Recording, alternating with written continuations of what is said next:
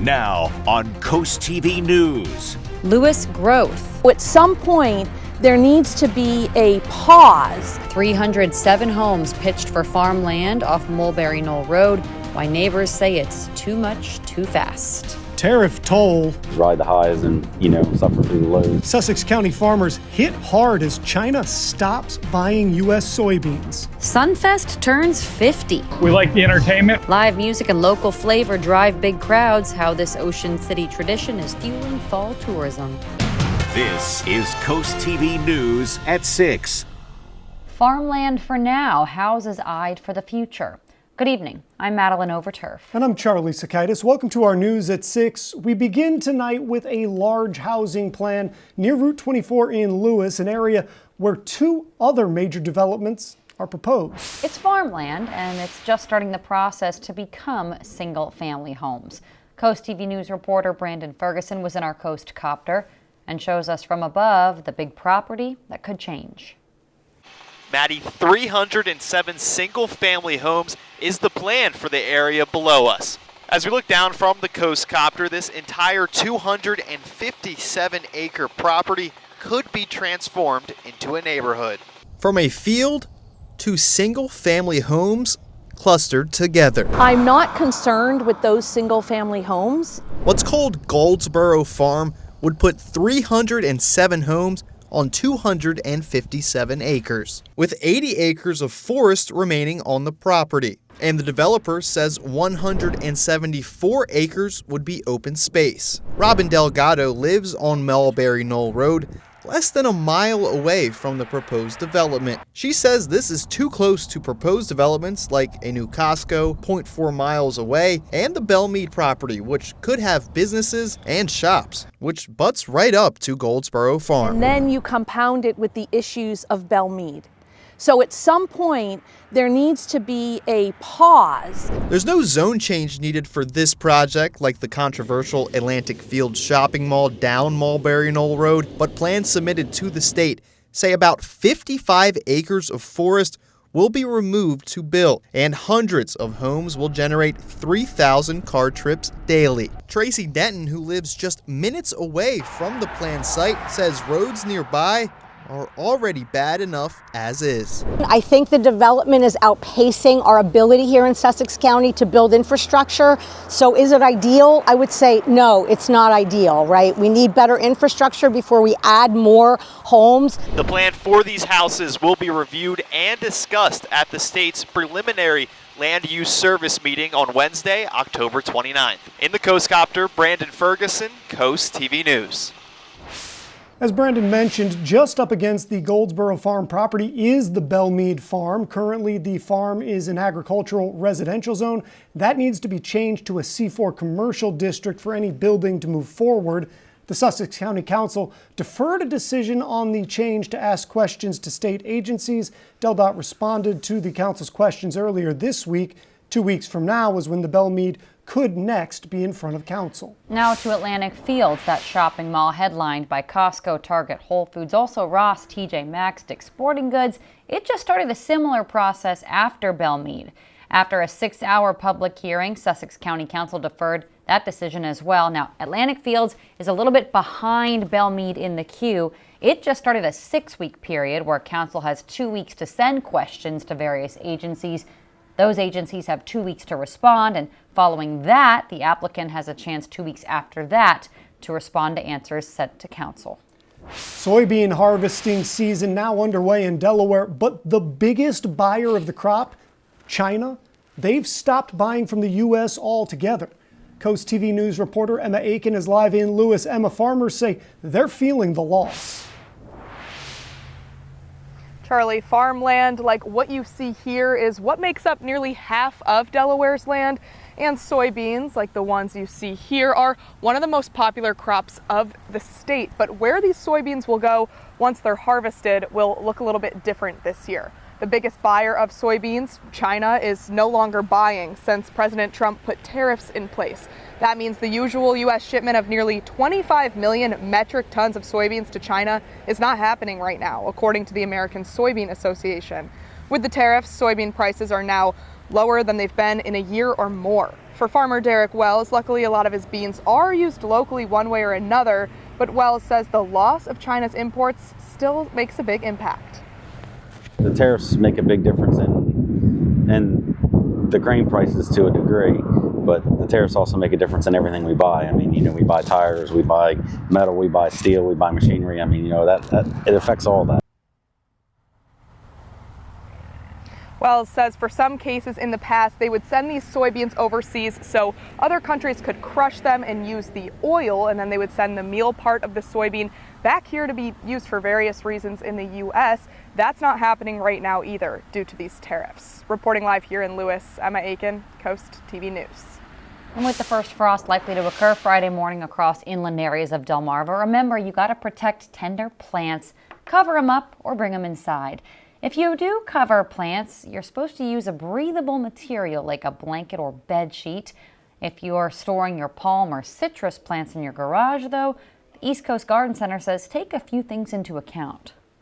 We usually use the rule of thumb, maybe 40, 45 degrees is where we feel like there can be some damage. It doesn't have to get down to 32 for it to totally be damaged. You might not kill it, but you might lose some of the foliage, you might lose some of the plant.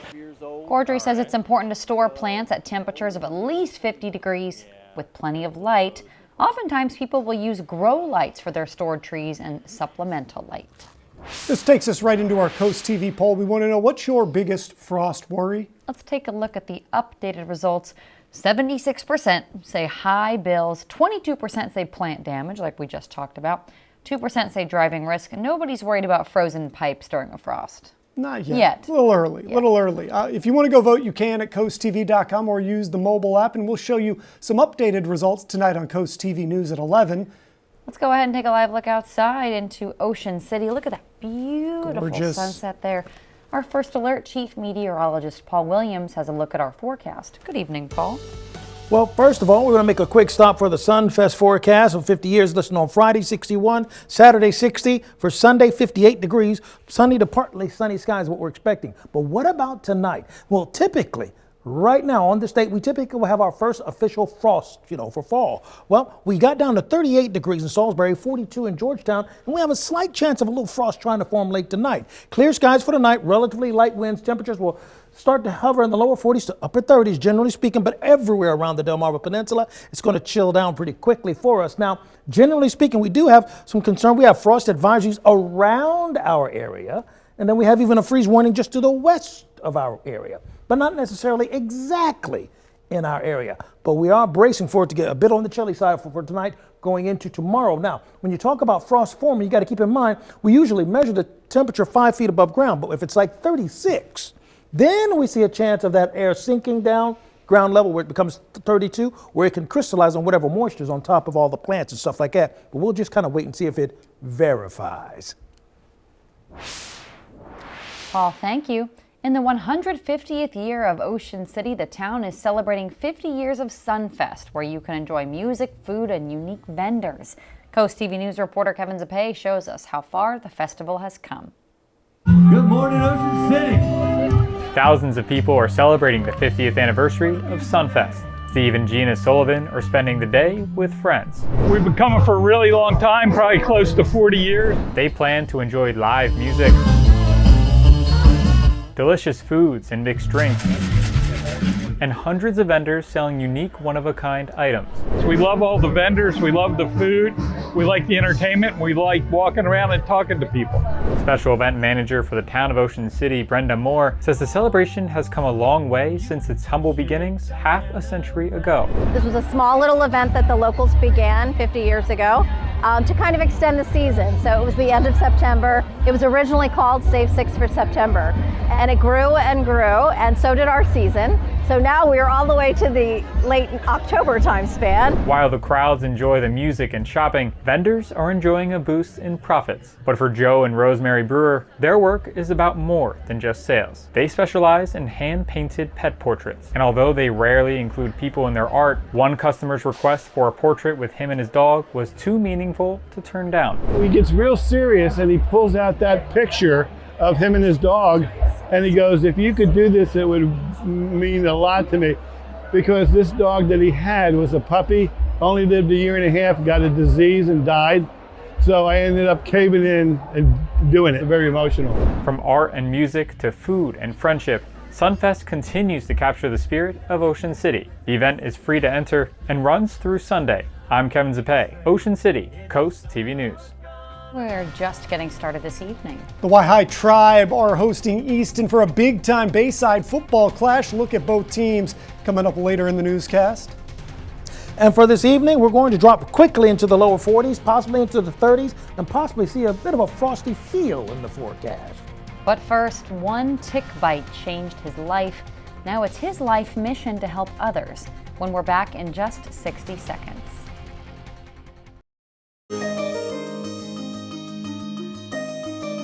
A West Ocean City man is turning a life-changing tick bite into a way to help and inform others. After years of unexplained reactions and allergies, he learned that he had been bitten by a tick local to the area here. In this week's Coastal Connections, Kevin Zappe shows us how he's now reaching out to others so that they know the symptoms and know how to get help. That's a Lone Star tick.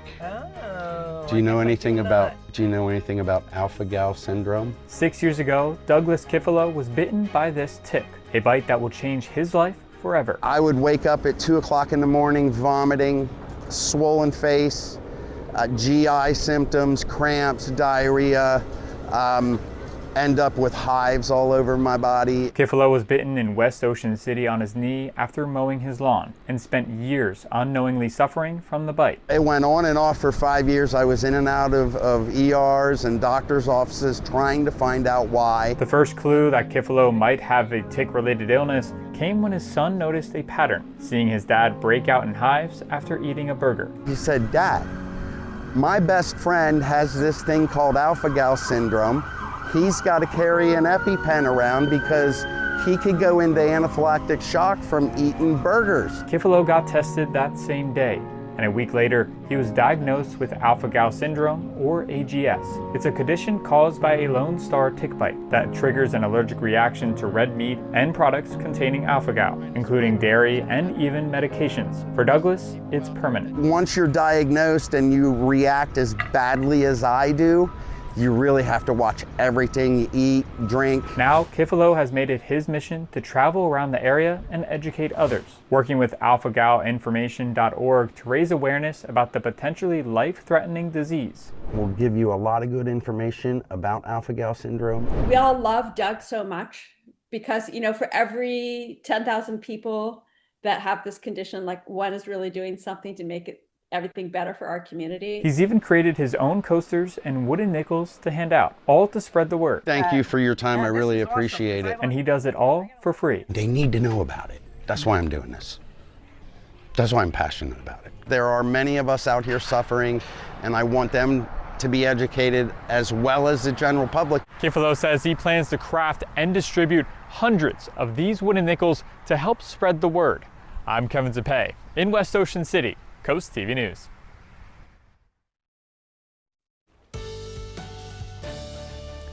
So we're going to have clearing skies for tonight. Temperatures going to drop steadily overnight with the wind staying relatively light. But my dew point temperature is not quite at that frosty level, but really close. So we'll wait and see how things turn out. Ultimately, it's going to be a chilly and near frosty night. 60 degrees in Lewes right now, courtesy of our tunnel and razor camera. Dew point temperature only in the 40s, kind of a hint as to where we're going to end up for tomorrow morning. Now, we'll drop to 52 degrees under clearing skies by 10 o'clock in Lewes. Overall, we're quiet. Now, we do have frost advisories around us and even freeze warnings to our west, but not quite in our immediate area. What we do have is a small craft advisory watching out for blustery conditions, Fairbanks, Cambridge, and those areas until about 8 o'clock for this evening. But generally speaking, we're still staying relatively quiet. We do have that concern for frost in southern portions of New Jersey, but we haven't officially, quote unquote, air quotes, been notified that we have a frost advisory just yet. We may or may not see that for tonight, but still expect for the temperatures to drop into the upper upper 30s to low 40s.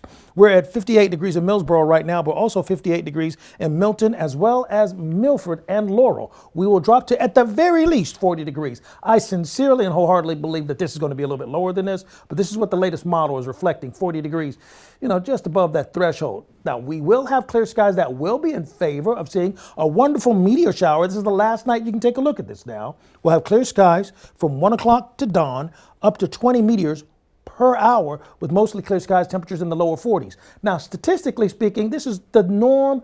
This date, the 23rd, our first frost. That's typical for this time of the year. Our first freeze, by the way, November the 10th. But as far as tomorrow's concerned, it's going to be chilly in the morning time, obviously.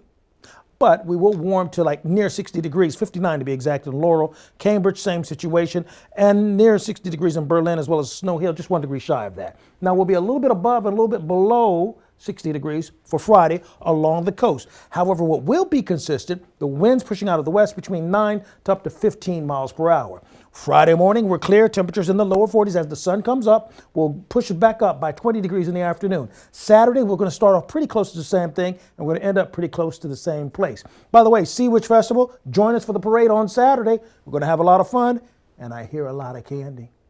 I'm just saying, if you got a sweet tooth, that's where you want to go. Our 3-day beach forecast, we will see the temperatures just as consistent again, just a little bit lower as you progress throughout the time period. For Lewes, for example, we'll go from 62 to 60 and stay 60 and cloudy for Sunday. Finally, here's a look at your extended forecast. Delmarva Sports Network from the Wawa Studios. Good evening, everyone. It's Thursday, and it's a big day in the Bayside Football Conference. We have a game tonight on DSN that we've been waiting for a few weeks now, but the day is finally here. It's Y-High and Easton happening tonight inside County Stadium. Easton comes into this game on the heels of back-to-back losses after racing out to a 5-0 record to start the season. In those 5 games, Easton was averaging nearly 38.5 points per game, but in their last 2 losses, they're averaging a little less than 20 a game. And now they'll possibly be counting on a freshman quarterback in Nicky O'Connor to give them a chance against the Tribe. Easton did, however, beat Kent Island earlier this season, who Y-High lost to last week. So Y-High now 6-1, tied their season low in points scored in the game this season with 23 in that game. So they'll be looking to bounce back and reassert themselves as the top team in the Bayside Conference. The game kicks off at 6 o'clock. We hope to see you here on DSN for our pregame coverage starting at 5:30. That'll do it for sports. Have a great night. Each Friday, you can cheer up with a weekly dose of local good news. It's full of features, cool things to do, and more. You can sign up right now for our Feel Good Friday newsletter at coasttv.com/sign-up. In Milford right now, we're at 58 degrees, a beautiful horizon, clear skies, and clear conditions. For tonight, we'll slip down to 51 as early as 10 o'clock under mostly clear skies. Light wind, relatively dry air, fast falling temperatures. Now, we're not going to expect a chance of, let's say, frost on the most western portion of the Delmarva Peninsula, but the winds are slowing down on this side, so we could see a slight chance of a little frost trying to develop officially on the official start of Frost Day. Jeffrey Bird of Ocean View, congratulations, you're our umbrella giveaway winner, courtesy of Paul Davis Restoration Home Remodeling. Keep up with your forecast by calling our weather line. Your forecast is just a call away, sponsored by the law offices of Brockstead, Mandalis, and Federico. The number to call is 443-880-9100. Here's a look at your exclusive 10-day forecast. Yes, we're just going to feel every bit of fall. Time for sweater weather. Sweater weather. I like saying that. Sweater weather. I like it. I don't like all the rain I see coming up, but we'll survive. That's part of sweater weather, though. It Rain. gets cold, the rain shows up. You just got to, get that trunk open, get those things out. Where have you been keeping them? Sweater weather. Sweater weather. Thank you, Paul. And hey, thank you for joining us here for Coast TV News at 6. For more news, more local weather, download our Coast TV News app. The NBC Nightly News is up next. And we'll see you later tonight for Coast TV News at 11. Have a great evening.